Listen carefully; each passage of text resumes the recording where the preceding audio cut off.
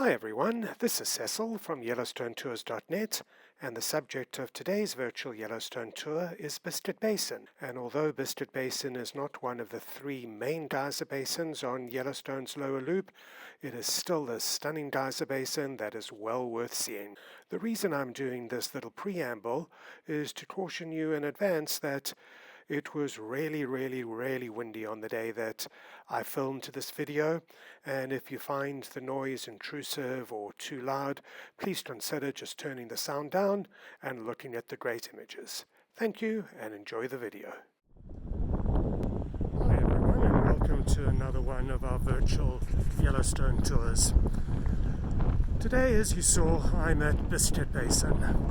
I was here yesterday filming Biscuit Basin for one of our virtual Yellowstone tours, and the wind was so bad, the camera was picking up so much wind, I decided to come back and try it again, and hopefully this time you can hear me better. Last time, with the other video, you couldn't hear me at all, which many people would say is a good thing.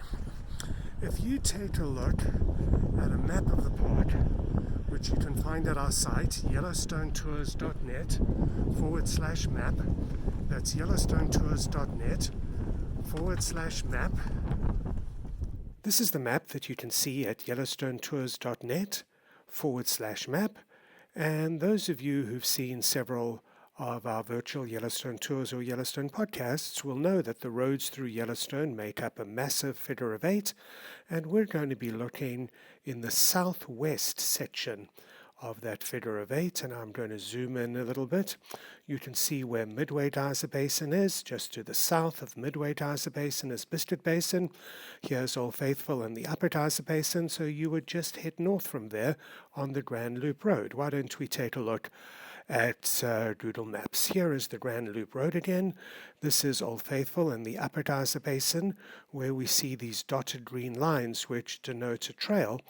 That's, by the way, the Continental Divide Trail, but that is where Biscuit Basin is located. This is the Grand Loop Road. Once again, here's a little parking lot, and this is where you would go in to walk around Biscuit Basin. And you can see exactly where Biscuit Basin is. If we have a look over there, that is the trailhead to the Artemisia Geyser, which comes out at Morning Glory. Heading up in that direction, where the Firehole River is flowing, is the Upper Geyser Basin and Old Faithful. And then where the Firehole River is flowing to is the Midway Geyser Basin and the Lower Geyser Basin. There's some stunning pools here. The first is Black Opal Pool, and the other main thermal feature here is Sapphire Pool, but there's so much more to the area than just those two pools. And that over there is Black Opal Spring. I touched briefly on the fact that there are three main geyser basins when I pointed out which direction they were. The three main geyser basins which Yellowstone has in this part of the park are the Upper Geyser Basin, which is home to Old Faithful, plus so many other geysers. In fact, there's 5 main geysers, what I like to call the big 5 geysers. You've got Old Faithful, Riverside, Daisy, Castle, and Grand Geyser. The other 2 of the main geyser basins in that direction over there, once again, are the Midway Geyser Basin, which is where you'll find one of Yellowstone's iconic sites, Grand Prismatic Spring, as well as the Excelsior Geyser Crater. And then continuing past that, you get to the Lower Geyser Basin, which is home, amongst other things, to fountain paint pots. But there's 2 other geyser basins in this area that are also stunning. This one over here, which I've mentioned to you, is Biscuit Basin, and you can see people stopping to photograph the bacteria mats off Sapphire Pool. That's Sapphire in the background. And you'll notice the incredible blue color of Sapphire Pool, and you'll see more of it when I get closer. But that there is a bacteria mat. Notice how the predominant color there is blue, and then as you get further away from the heat source, so you get those other stunning colors. We see this at so many thermal features in Yellowstone, probably particularly Grand Prismatic Spring, which is the best known. Just look at that. Wow. Isn't that stunning down there? Let's take a view from the other side.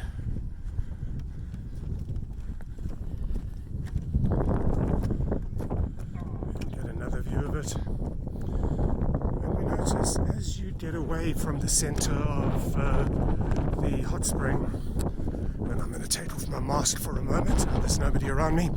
As you get away from the center of the hot spring, so the water temperatures cool, and as the water temperatures cool, so more and more organisms are able to live in the water.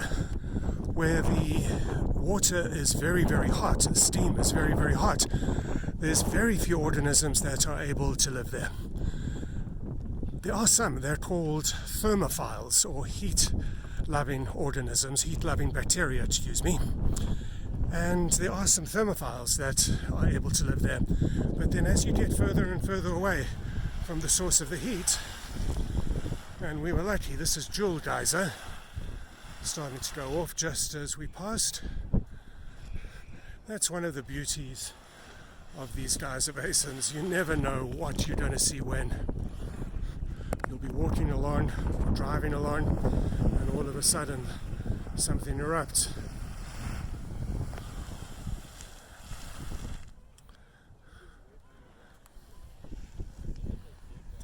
I've told you several times before that you need to stay on these boardwalks. You can see just how thin the ground is, and if you do step off the boardwalk, you could go straight through into a hot spring below, which happens every year. Some people do it, getting off the boardwalks deliberately. Anyway, I was telling you that as the thermal water comes off the hot spring, it gets further and further away, it starts to cool down, and as it cools down, so more and more organisms, more and more bacteria are able to live in that environment. And because there's more things living there, so the environment becomes more and more colorful. There is a downside to that, and I've explained it in other videos, and if I have a moment I'll do it here as well. Have a look at that pool over there. Can you see how thin the ground is in that area? If you were to walk there and just plunge through, you would get really, really badly burnt.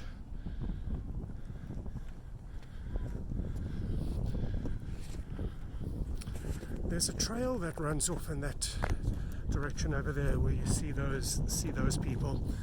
That's pretty interesting. I'm not going to take it now because it leads us to something else. It leads to West Geyser and then eventually to Summit Lake. But what's interesting, that's Avoca Spring. What's interesting about where that trail goes is not too far up from where that trailhead is, from Biscuit Basin. Boy, can you see that pool over there? That's very colorful as well.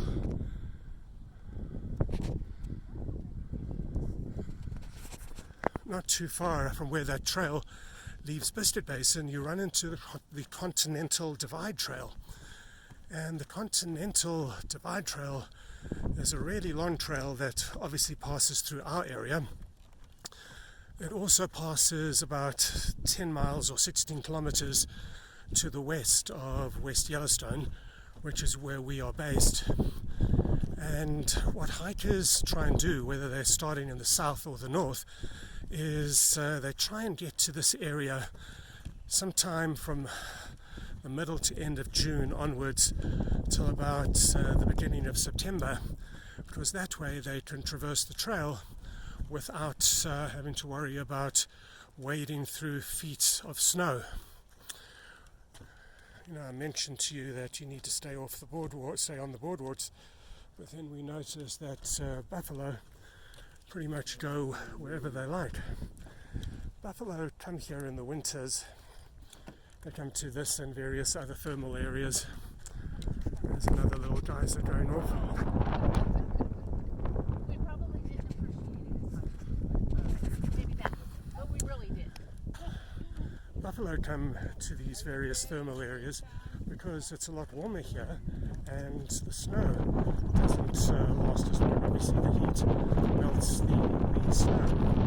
But an unfortunate side effect of that is that there is a mineral, there is an element in these thermal areas that cause buffalo's teeth to erode.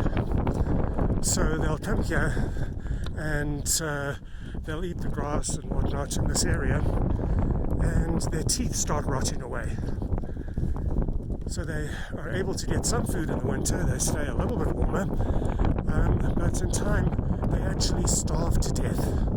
Once their teeth start rotting and falling out and dropping away, they can't eat anymore. Once they can't eat, they're obviously going to starve to death. We get a better view now of where we are. I mentioned the Artemisia Geyser Trail. That's the trailhead where you see that white area. I've mentioned in several of these videos that where you see this pale or white area, this is sinter that the geysers bring up with the water when they erupt.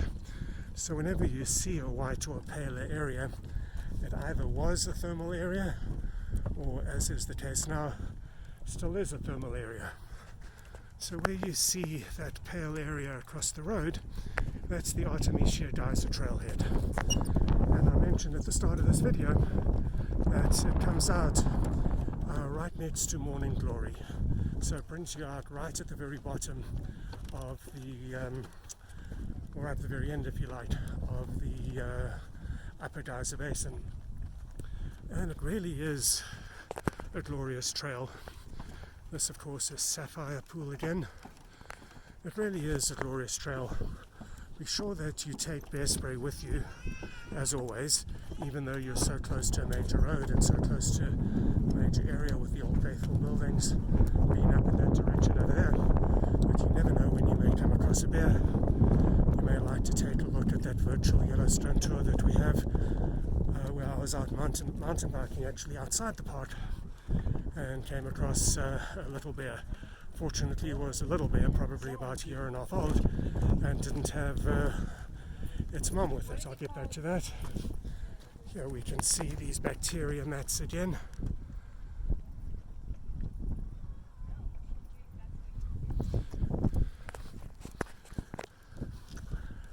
The Artemisia Geyser trailhead then goes past Artemisia Geyser, as the name obviously suggests. And that is a wonderful fountain geyser. There's, broadly speaking, two different sorts of geysers. Fountain geysers, which are wide and open, and water, when it comes out, doesn't have much direction, and cone geysers, like an upside-down ice cream cone. And that is what gives Old Faithful, for example, and Castle and White Dome their direction. So you're actually looking down on the Artemisia Geyser, which is a very unusual perspective.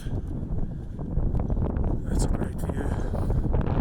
Black Diamond Pool with the Firehole River, people actually swimming in the background. So there's a great view of that geyser, looking at it from the top. You have to be very, very lucky though to see it erupt. It's not one of the geysers that are regularly predicted. And also on that trail, there's any number of other thermal features. Can you see that geyser there in those colours? I didn't see that because it was years of coming here. It was just a hot spring. So I mentioned that there's any number of other thermal features which you can walk on. So what we do is, where you can see those cars over there, just a little bit up the road from that is the Daisy Geyser trailhead. We generally park over here or at the Daisy Geyser trailhead, take either the Artemisia Geyser trail the Artemisia Trail into the park, stroll around for a while, and then come out at Daisy and take that trail once again back to the Grand Loop Road, or we do it the other way around. And then on this road, you've probably only got a walk of about a third of a mile to connect the two trailheads. I'm afraid that all too soon I've come to the end of this virtual Yellowstone tour. We're back at the bridge over the Firehole River, and you can see those people swimming in the river at the end there. So this was Biscuit Basin. Thank you for joining me on another one of our virtual Yellowstone tours. If you enjoy our virtual Yellowstone tour series, please consider giving us a thumbs up and subscribing to our channel. Otherwise, see you in Yellowstone. Hi everyone, this is Cecil from YellowstoneTours.net and Yellowstone Motel in West Yellowstone, Montana. If you enjoyed this virtual Yellowstone tour video or this Yellowstone podcast, remember that we've got literally hundreds more in our YouTube channel. Just go to YouTube and search for Yellowstone Tours. That will bring up our channel, and you can see that we have all the roads in Yellowstone covered point to point, all the major geysers, the main geyser basins, animals, hikes, you name it, we have it. We've got more Yellowstone videos on YouTube than literally anyone else in the world. You can also see them by going to our site, virtualyellowstonetours.com. Just click on whichever video is of interest to you, and that will take you to YouTube, and you can watch it over there.